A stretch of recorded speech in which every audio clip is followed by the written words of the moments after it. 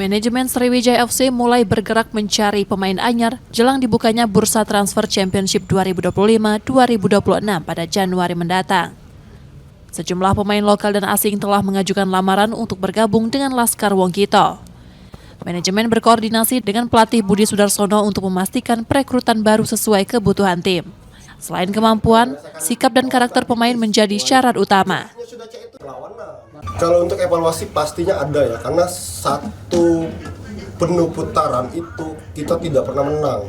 Itu benar-benar tidak pernah terjadi di SEA Games kan. Artinya kita harus 100% melakukan evaluasi.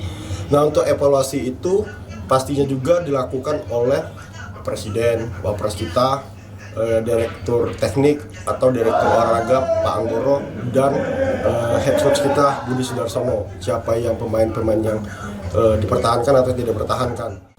Seleksi ini digelar sebagai bagian dari pembenahan skuad yang masih belum mampu meraih kemenangan musim ini. Proses seleksi direncanakan berlangsung pada masa jeda kompetisi Desember 2025.